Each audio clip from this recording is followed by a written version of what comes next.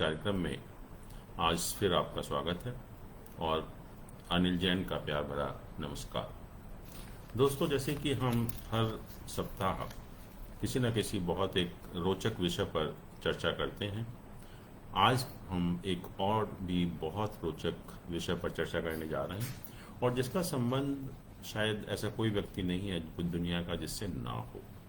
और आज हम बात करेंगे जो सोना या जिसको हम गोल्ड कहते हैं, और जैसा हम जानते हैं कि हम सभी लोग उसको पहनते भी हैं।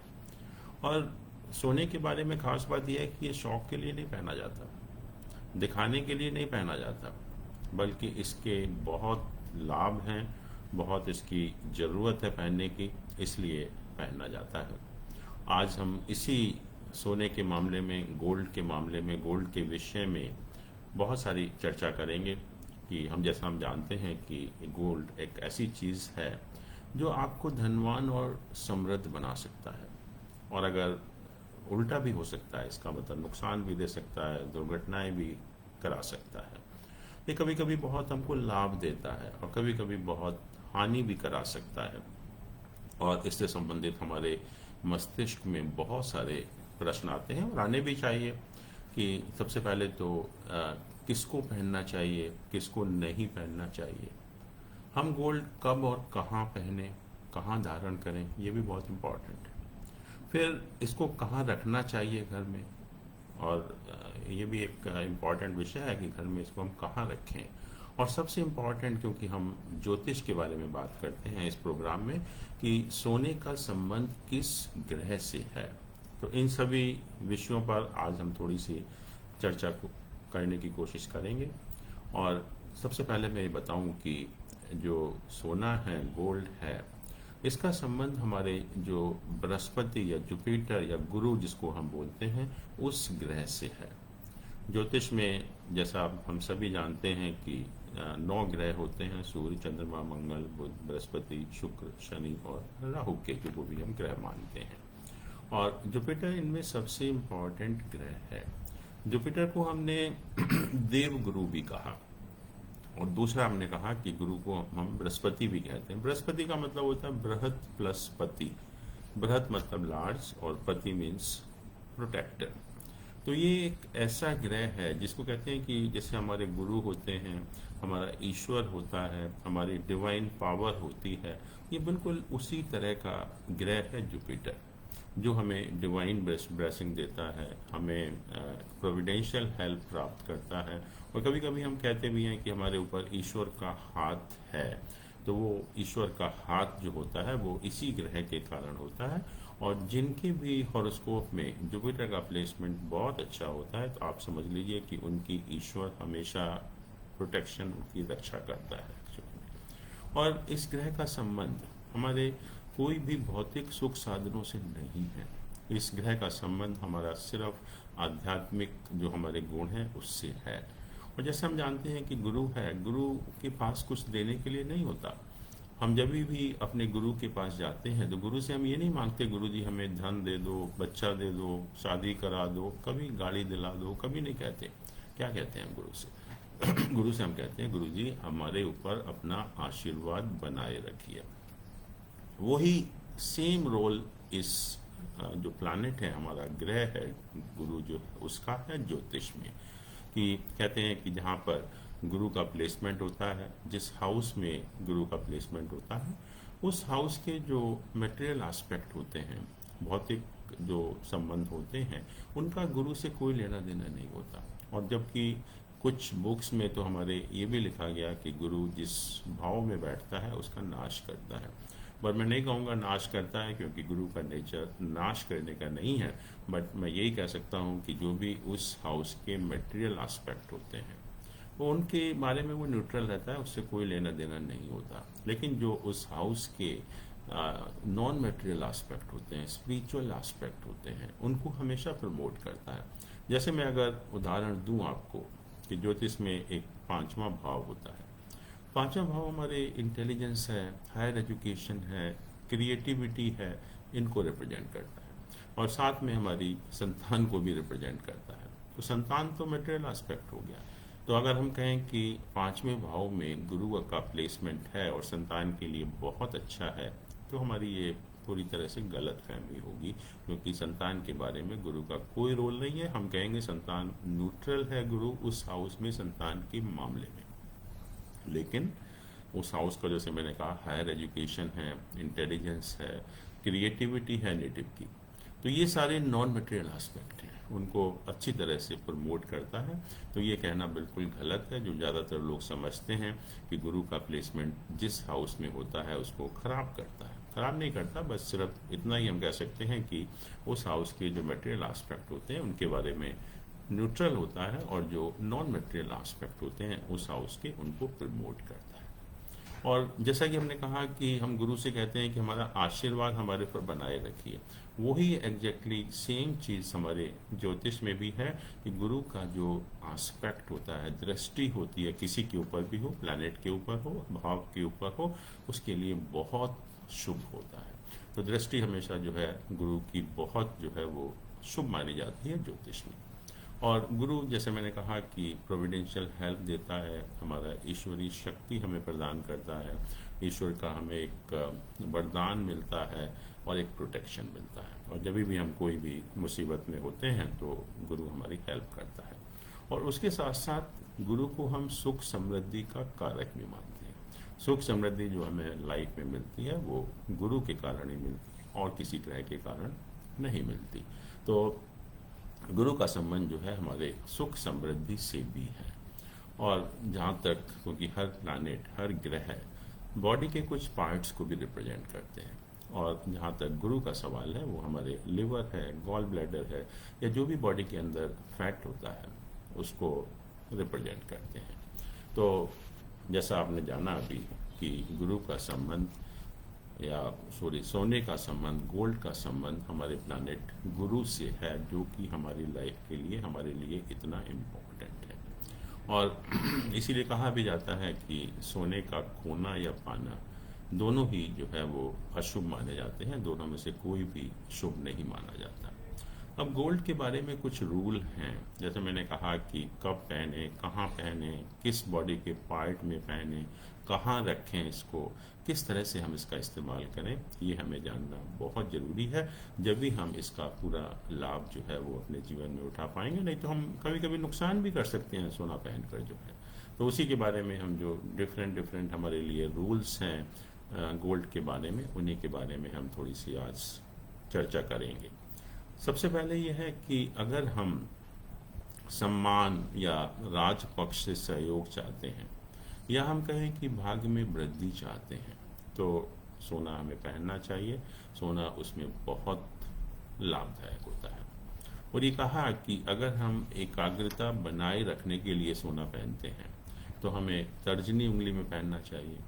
अगर हमारी कोई दाम्पत्य जीवन में कोई प्रॉब्लम है, कोई समस्या है, या हम अपने दाम्पत्य जीवन को खुशहाल बनाना चाहते हैं, तो कहते हैं कि गले में, जैसे हम लोग चेन वगैरह पहनते हैं, तो गले में हमें गोल्ड को धारण करना चाहिए। इसी तरह से अगर हम संतान से या संतान जिसके ना हो या संतान से संबंधित कोई प्रॉब्लम हो, तो हम कहते हैं कि हमें गोल्ड जो है वो अनामिका उंगली में पहनना चाहिए। और एक बात मैं और बता दूं कि ज्योतिष में रेमेडीज, उपाय बताए गए हैं, और उपायों के कुछ सिद्धांत होते हैं, और उपायों में जो खास तौर से 3 उपाय हैं। एक, दान करना, हम किसी भी ग्रह की वस्तु का दान करते हैं। दूसरा, पूजा पाठ करते हैं। और तीसरा, उस ग्रह के जो जैम स्टोन होता है उसको हम धारण करते हैं। 3 उपाय जो है मुख्य उपाय हैं ज्योतिष में जो है। और इसमें जो दान का उपाय है बहुत इफ़ेक्टिव है, लेकिन हमें पता होना चाहिए कि हमें किस चीज़ का दान करना है, किस चीज़ का दान नहीं करना है। और वो हम सिर्फ ज्योतिष में अपने ग्रहों की स्थिति देखकर ही बता सकते हैं कि किस वस्तु का हमें दान करना है, किसका नहीं करना। और एक बहुत इम्पॉर्टेंट नियम है दान के बारे में, क्योंकि हम लोग नॉर्मली ये समझते हैं कि हम किसी भी चीज़ का अगर दान कर रहे हैं तो बहुत अच्छी बात है, बहुत अच्छा काम कर रहे हैं। नहीं दोस्तों, कभी कभी ऐसे दान हमें बहुत नुकसानदायक भी हो सकते हैं।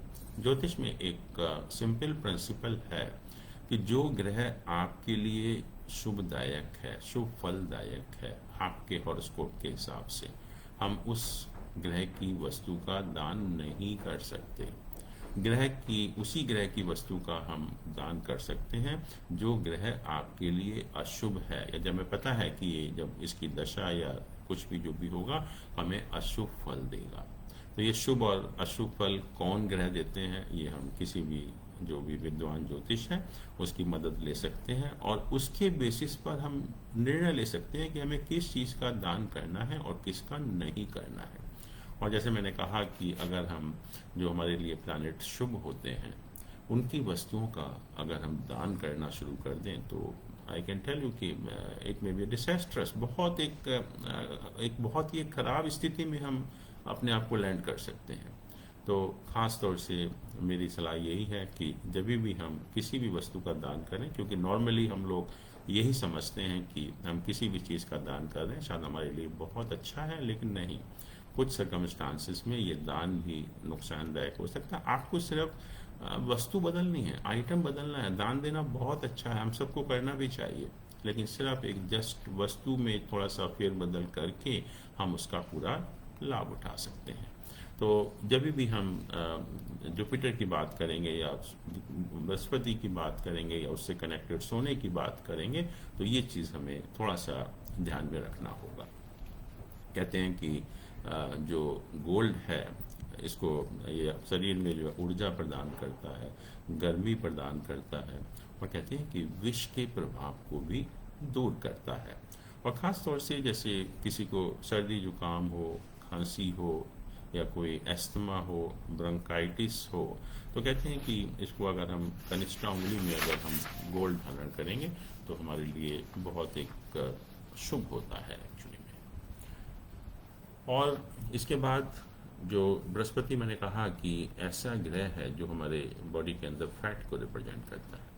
और जुपिटर प्लैनेट की भी अगर हम बात करें, this is largest planet of all planet in the solar system.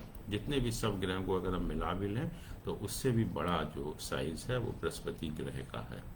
Brihaspati ग्रह के 78 सैटेलाइट्स हैं, आप बिलीव नहीं कर सकते। बट कहते हैं कुछ लोग तो ये कहते हैं कि ये in itself it is a complete solar system जिसके 78 सैटेलाइट्स हों।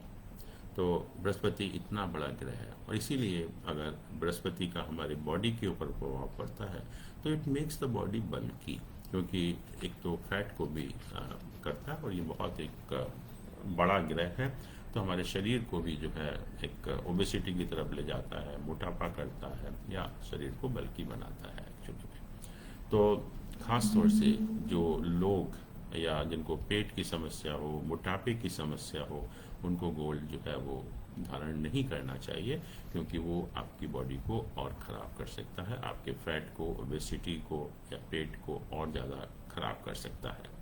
दूसरा ये भी कहा कि कोई व्यक्ति अगर बहुत ज़्यादा क्रोधी है, बहुत क्रोध करता हो, बहुत वाचाल हो, बहुत इम्पेशेंट हो, अधैर्य हो, तो ऐसे लोगों को भी जो है जो सोना नहीं पहनना चाहिए।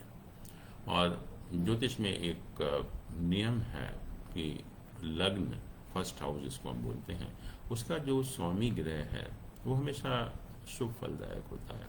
तो इसलिए जो लग्न के हिसाब से भी कभी कभी हम जो भी जो सोना हो या जेम स्टोन हो उसको हम धारण करते हैं। तो अगर कहते हैं कि अगर लग्न हमारा बृहस्पति का हो, जैसे कि धनु राशि का जो स्वामी है वो बृहस्पति है, मीन राशि का स्वामी है वो बृहस्पति है, तो अगर जिन लोगों का जो लग्न है या तो सेक्रेटेरियस हो या पाइसिस हो, धनु हो या मीन राशि हो, उनको आराम से सोना पहनना चाहिए, कोई बिल्कुल भी प्रॉब्लम नहीं होती।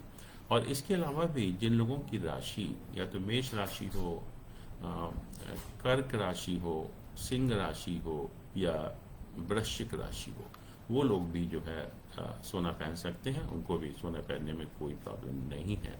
लेकिन कहते हैं कि तुला और मकर लग्न वालों को, तुला और मकर लग्न वालों को बहुत ध्यान से पहनना चाहिए, और जब भी पहनना चाहिए जब बहुत ज़्यादा आवश्यक हो या हम थोड़े टाइम के लिए हम इसको पहन सकते हैं। कुछ लोग हम देखते हैं कि शनि की वस्तुओं का व्यापार करते हैं। कुछ लोग बिजनेस में इन्वॉल्व हैं और वो मान लीजिए कि शनि की वस्तुओं का व्यापार कर रहे हैं। जैसे कि शनि की वस्तुएं क्या है?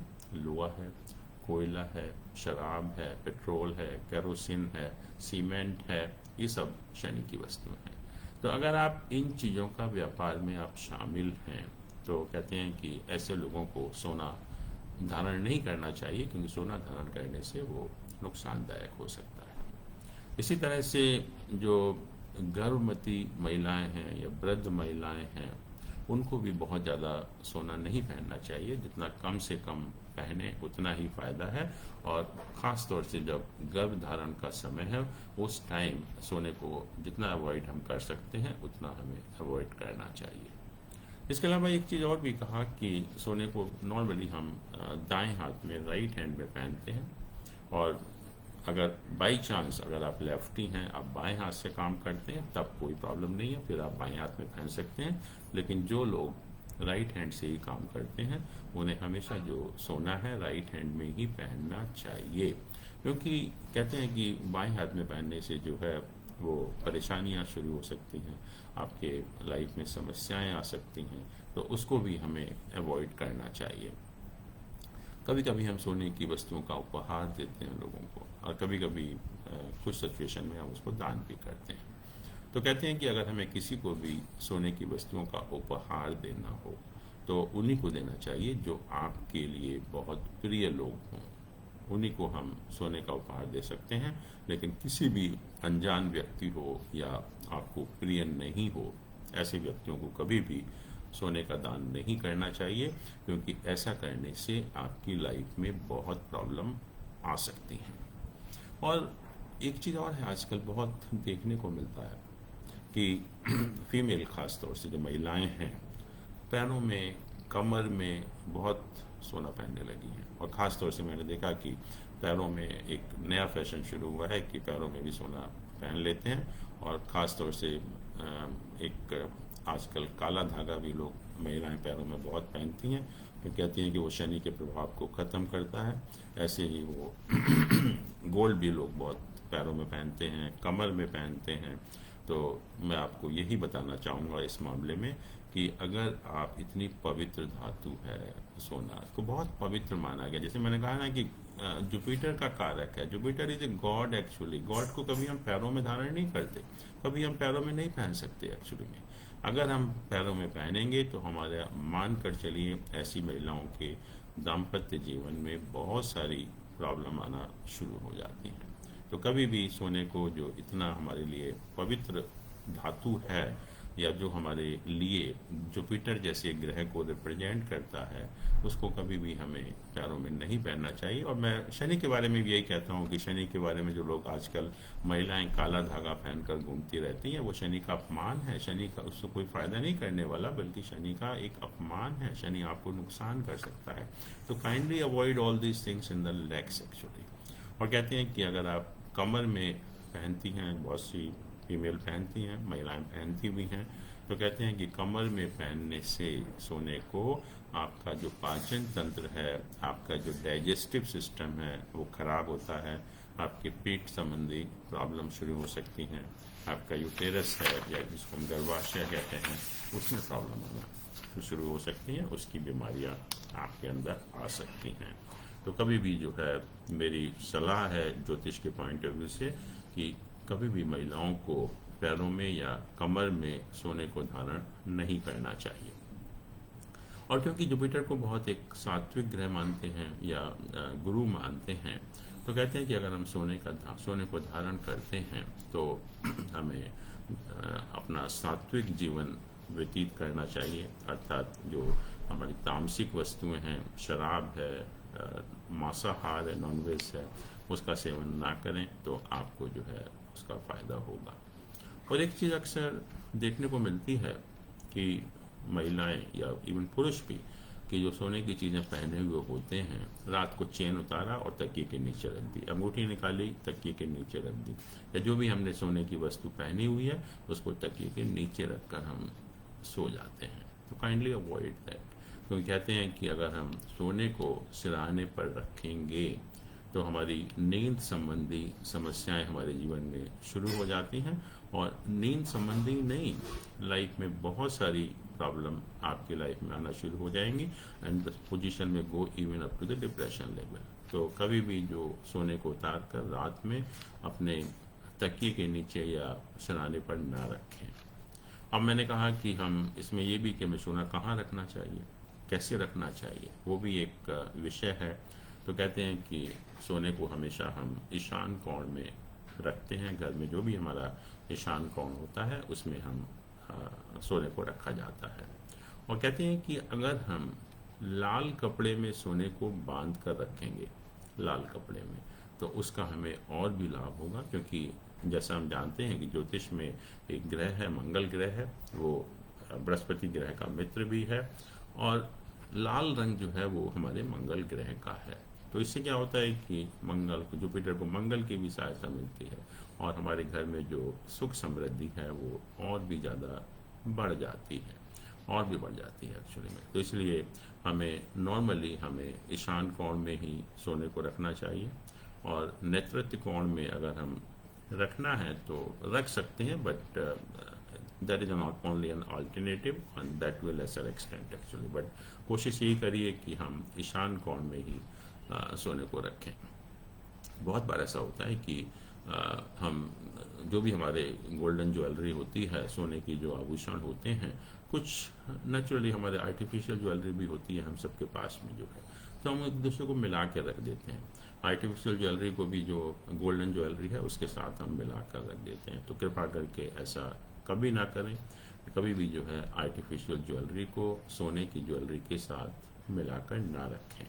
और कभी कभी जैसे हम कुछ कॉइन्स भी रख देते हैं ज्वेलरी के साथ, तो वो भी हमें अवॉइड करने चाहिए, वो भी हमारे लिए काफ़ी नुकसानदायक हो सकता है। और सोने का इस्तेमाल हम ज्योतिष में भी करते हैं। ज्योतिष में भी कई चीज़ों के उपाय के लिए सोने का इस्तेमाल बताया गया है। जैसे कि आजकल आपने देखा भी होगा कि आजकल पुरुष भी अपने कानों में सोना पहनने लगे हैं, और ऐसा नहीं कि वो सिर्फ एक फैशन के लिए पहन रहे हैं या शौक के लिए पहन रहे हैं, बल्कि एस्ट्रोलॉजर की एडवाइस के हिसाब से पहनते हैं। और कहते हैं कि कानों में सोना पहनने से जो केतु ग्रह है हमारा, केतु ग्रह जो है कभी कभी हमें बहुत नुकसान भी कर सकता है, तो उसके रिजल्ट्स हमारे जैसे जुपिटर होता है कि इसका कोई संबंध हमारे मटेरियल एस्पेक्ट से नहीं होता, नॉन मटेरियल एस्पेक्ट से होता है। ऐसे ही केतु भी एक स्पिरिचुअल प्लैनेट है, इसको वो मोक्ष का कारक मानते हैं। तो नेचुरली जब केतु का एडवर्स इफेक्ट होता है तो हमारे जो लाइफ के मटेरियल एस्पेक्ट होते हैं, जिससे हम लोग ज़्यादातर संबंध भी हमारा उसी से होता है, तो उसमें हमें सफलता नहीं मिलती, पैसा नहीं मिलेगा, प्रमोशन नहीं होगा, शादी नहीं होगी। तो केतु का ये एडवर्स इफेक्ट है। तो कहते हैं कि केतु के एडवर्स इफेक्ट को दूर करने के लिए हम कानों में अगर सोने को धारण करेंगे, या जैसे हम लोग पहनते भी हैं ईयरिंग वगैरह, और फीमेल को पहनाया भी जाता था इसीलिए जो है। और आजकल केतु के एक उपाय के तौर पर हम पुरुष भी आजकल आपने देखा होगा कि कानों में जो है कुंडल या ईयर रिंग टाइप की चीज़ें जो है वो पहनने लगे हैं। वो शौक के लिए नहीं है, but they are as per the advice of a learned astrologer actually. तो उसी के एडवाइस के हिसाब से पहनते हैं, क्योंकि उनका केतु खराब है और उसकी वजह से उनको लाइफ में प्रॉब्लम चल रही हैं, तो इसलिए वो उसको पहना जाता है। और पहले देखिए आप, जो भी लड़कियां होती थी, महिलाएं थी, उनको नोज पिन पहनना कंपलसरी था। नाक को पियर्स करना, नोज को, और उसमें गोल्ड का एक पिन डालना, जिसको नोज पिन कहते थे, बहुत ज़रूरी था। आजकल लोग अवॉइड करने लगे हैं, नाक को पियर्स नहीं कराते हैं, नोज पिन नहीं पहनते हैं। तो कहते हैं कि ये एक मरकरी प्लैनेट, जो बुध ग्रह जिसको हम बोलते हैं ज्योतिष में, उसका बहुत अच्छा उपाय था। और उससे क्या होता है कि बुध हमारा इंटेलिजेंस है, विजडम है, उसको मेंटेन करता है। हमारे अंदर जो नर्वस सिस्टम है उसको कंट्रोल करता है। तो ये महिलाओं के लिए बहुत ज़रूरी भी था कि बुद्धिमत्ता का इस्तेमाल करें, अपने आप का संतुलन बनाए रखें, नर्वस सिस्टम को कंट्रोल करते रहें। तो ये बहुत अच्छा एक साधन हुआ करता था, ख़ासतौर से महिलाओं की इंटेलिजेंस है, विजडम है, या एक नर्वस सिस्टम को कंट्रोल करने का बहुत अच्छा एक साधन हुआ करता था और हम देखते थे भी उसका असर जो है। लेकिन आजकल हम देखते हैं कि ये पहनना बंद हो गया है, तो उसके लिए हम रिजल्ट हम देखते भी हैं कि हम लोग और सब चीज़ों में हम लोग शायद पीछे रह जाते हैं एक्चुअली। तो नोज पिन अगर पहनती हैं महिलाएं तो आप मान कर चलिए कि उनके लिए बुध ग्रह का एक बहुत अच्छा उपाय है जो करना चाहिए। और वैसे भी कहते हैं कि किसी का भी अगर केतु छठे भाव में हो, और कहते हैं कि केतु अगर छठे भाव में होता है तो हमें हेल्थ संबंधी प्रॉब्लम देता है, हमारी हेल्थ जो है बहुत ज़्यादा खराब होती है। तो कहा जाए कि एक छोटा सा एक सोने का छल्ला बनाकर, रिंग बनाकर अगर हम अपने दाएं हाथ की सबसे छोटी उंगली में पहन लेंगे तो हमारे लिए बहुत ज़्यादा लाभदायक भी होता है। तो दोस्तों, ये हम बात कर रहे थे सोने की कि सोना हम कैसे पहने, क्यों पहने, कहाँ रखें, कहाँ पहने उसको जो है। तो मुझे उम्मीद है कि आपको ये पसंद आया होगा। और एक प्रश्न भी है मेरे पास, तो उसकी भी बात कर लेते हैं। नितिन जी पूछ रहे हैं कि उनका जो डेट ऑफ बर्थ है 4 अगस्त 1990 है, और जो समय है जन्म का वो शाम को 8:40 है, गुड़गांव पर है, गुड़गांव जगह है। वो एक गाड़ी खरीदना चाहते हैं। तो पहली चीज़ तो ये पूछ रहे हैं कि गाड़ी खरीदने के लिए शुभ समय है या नहीं है। दूसरा, वो कह रहे हैं कि मुझे एक नीले रंग की गाड़ी एक इजीली अवेलेबल है, वो ऑफ द शेल्फ अवेलेबल है, तो वो मुझे मिल सकती है। तो क्या मैं नीले रंग की गाड़ी ले सकता हूँ, और अगर नहीं तो मुझे कौन से रंग की गाड़ी सूट करेगी, क्योंकि उनका आजकल जैसे हम जानते हैं कि गाड़ी मिलने में थोड़ा सा टाइम लगता है, वेटिंग लिस्ट होती है, तो इमीडिएटली अवेलेबल नहीं है, बट समहाउ उनको नीले रंग की गाड़ी मिल रही है। तो हमने उनका हॉरोस्कोप बनाया। हॉरोस्कोप में जो लग्न है वो कुंभ लग्न है, एक्वेरियस लग्न है, और मार्स या मंगल 3rd हाउस में है, वीनस 5वें भाव में है, सन जुपिटर केतु 6ठे भाव में है, बुध 7वें भाव में है, और चंद्रमा और शनि 11वें भाव में है, और राहु जो है वो 12वें भाव में है। इस समय इनकी राहु और शनि की दशा, मतलब राहु की महादशा और शनि की अंतर्दशा ऑपरेट हो रही है, जो 22 सितंबर 2023 तक चलेगी। जहाँ तक ग्रहों का जो गोचर का सवाल है इनके हॉरोस्कोप में, उसके हिसाब से आप गाड़ी खरीद सकते हैं। गाड़ी खरीदने में कोई प्रॉब्लम नहीं है, गाड़ी खरीदने के लिए आपके लिए शुभ समय है।